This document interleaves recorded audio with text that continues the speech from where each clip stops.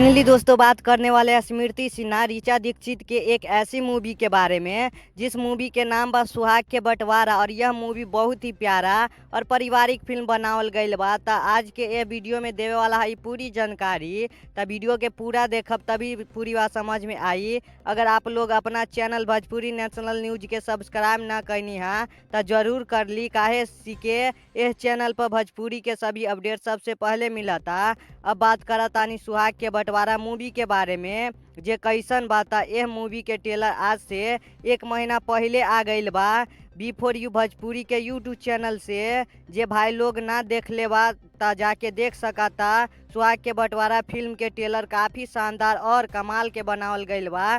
सुहाग के बंटवारा फिल्म के मुख्य भूमिका में बा स्मृति सिन्हा, ऋचा दीक्षित, सुमान सिंह, पारुल प्रिया, दीपिका सिंह और भी भोजपुरी के बहुत सारा लोगिन काम कैले बा। अब बात करा तानी ये फिल्म के कहानी के बारे में। तो ये फिल्म के कहानी दो बहिन के ऊपर बनावल गईल बा।